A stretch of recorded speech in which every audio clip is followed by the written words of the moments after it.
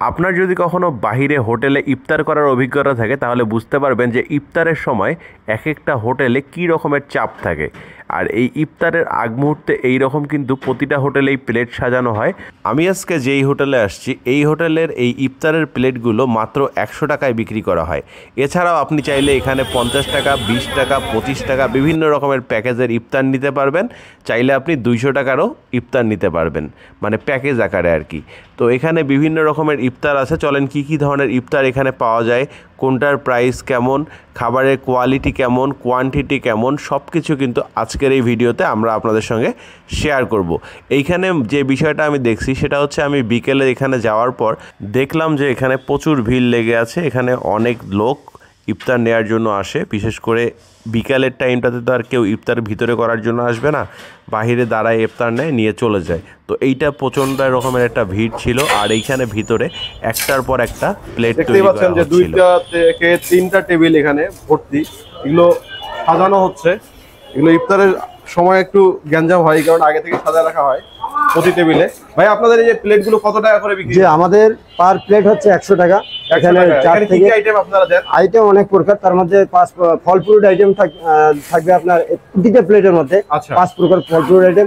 বাকি অন্যান্য আমাদের তৈরি সামগ্রী যে ইফতারগুলো আমরা তৈরি করি নিয়মিত, সেই ইফতারগুলো এখানে আমরা প্রতিটা প্লেটে পরিবেশন করি এবং সুন্দরভাবে রোজাদার ব্যক্তিকে। আমি এখানে দেখলাম যে আপনাদের অনেকগুলো প্লেট সাজানো। আনুমানিক প্রতিদিন কতগুলো প্লেট সাজাইতে হয়? এটা প্রতিদিন মিনিমাম 60 থেকে 70 প্লেট আমাদেরকে প্রতিদিন কমপক্ষে ফার্স্ট টাইমে আর কি 70, আর একদম টোটাল আমাদের 100 প্লেট, মানে 100 প্লেটের কাছাকাছি আপনাদেরকে হোটেলের ভিতরে সাপ্লাই করতে, মানে রেডি রাখতে হয়।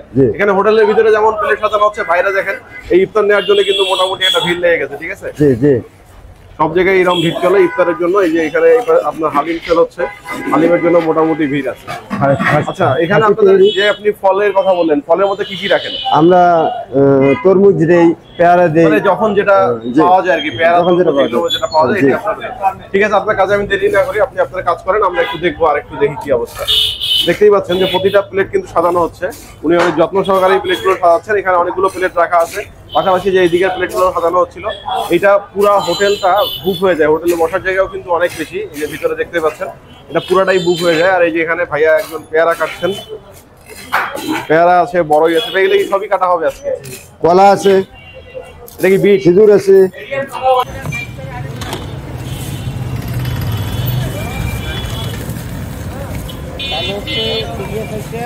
এটা কত টাকার প্যাকেজ ভাই? 200 টাকার প্যাকেজ। 200? 40, 40, 80, 80 আর হলো 60, 140, 140 আর হলো 40, 160।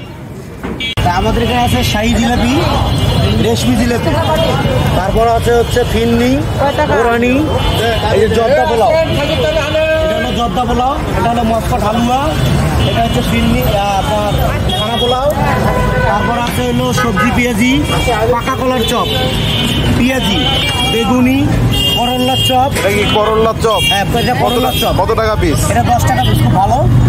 তারপর হলো ফুলকপির চপ, তারপর হচ্ছে ডিম চপ, এটা হচ্ছে মিষ্টি আলুর চপ 10 টাকা পিস। এটা হচ্ছে মাটন টিকিয়া কাবাব 20 টাকা বড়টা, 16টা 10 টাকা। এটা আলুর চপ, এটা কি মস্কট হালুয়া? এটা মস্কট হালুয়া, এটা 20 টাকা পিস। তারপর এটা হচ্ছে বুন্দিয়া কেজি কত? বুন্দিয়া কেজি 200 টাকা। বুট? বুট 140 টাকা, 120 টাকা। বুট বিরিয়ানি? বুট বিরিয়ানি 200 টাকা কেজি। এবং পোড়া চিরা চানাচুর 200 টাকা কেজি।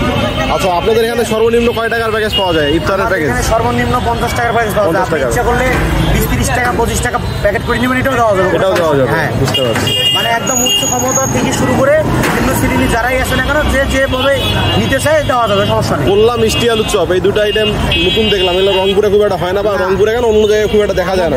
এটার উদ্যোগটা নিছে কে? এটার উদ্যোক্তা হচ্ছে আমার মালিক। মিষ্টি কলার চপ, সরি কলার চপ। হ্যাঁ, আমাদের এখানে 4টা আইটেম আছে নতুন। সেটা হলো একটা করল্লার চপ, একটা ফুলকপির চপ, আর একটা হলো মিষ্টি আলুর চপ, আর একটা হলো পাকা কলার চপ। উনি মুম্বাইতে ছিল, তো ওইখানে নাকি এগুলো পাওয়া যায়। ওইখান থেকেই ওনার এই উদ্যোগটির, মানে এই আইটেমগুলো রংপুরে চালু করার একটা ওনার প্রচেষ্টা মোটামুটি চলছে। বিক্রি হচ্ছে কি? হ্যাঁ, হচ্ছে। কোনটা বেশি সারা পাচ্ছেন, কোল্লা মিষ্টি আলু নাকি পাকা কলা? পাকা কলার চপও বিক্রি হচ্ছে, কোল্লা মিষ্টি আলু হচ্ছে। ঠিক আছে।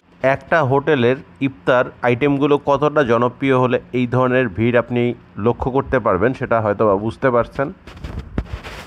তো আপনারা চাইলে এখানকার ইফতার আইটেমগুলো ট্রাই করে দেখতে পারেন যে আপনাদের কাছে কেমন লাগে। এখানে অনেক ধরনের ইফতারের আইটেম পাওয়া যায়। আর সবচেয়ে যে জিনিসটা আমার কাছে ভালো লাগছে সেটা হচ্ছে এখানে গরম গরম ভাজা এবং রেগুলারের জিনিসগুলো রেগুলার সেল হয়ে যায়, এই জিনিসটা ভালো লাগছে। তো আপনারা চাইলে ট্রাই করে দেখতে পারেন। আর এইখানকার ইফতার বা অন্যান্য খাবার আপনারা যদি কেউ খেয়ে থাকেন অবশ্যই জানাবেন যে খেয়েছেন কি না। আচ্ছা, এত কথা বলতেছি বাট লোকেশনটা এখনও বলা হয়নি। এখানকার লোকেশনটা না বললে তো আসলে এত কিছু বলে কোনো লাভ নাই। তো চলেন এখানকার লোকেশনটা আপনাদের সঙ্গে শেয়ার করি আর আপনাদেরকে জানাই দিই। আপনারাও কমেন্ট বক্সে জানাবেন যে এখানকার ইফতার আইটেমগুলো আপনাদের কাছে খেতে কেমন লাগে। আমি এখন আছি রংপুর। রংপুর কোন জায়গায় আছি? রংপুর পায়রা চত্বরে আছি। রংপুর পায়রা চত্বরে অনেকগুলো ইফতারের দোকান আছে। এই ইফতারের দোকানগুলোর মধ্য থেকে আমি আজকে চলে আসছি হচ্ছে খালেক, রংপুরের অনেক পুরাতন একটা হোটেল, আদি খালেক হোটেল, এখানে আছি। এই খালেক হোটেল হচ্ছে রংপুর পায়রা চত্বরে নর্থ ভিউয়ের অপোজিটে, অথবা আরও সহজ করে বললে জাতীয় বাটি অফিসের একদম অপোজিটে।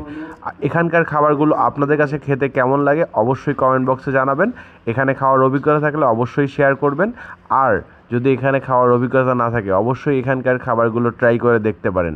আমার কাছে এখানকার ইফতার আইটেম থেকে শুরু করে রেগুলার যে আইটেমগুলো হয় প্রতিটা আইটেমই মোটামুটি ভালোই মনে হয়েছে।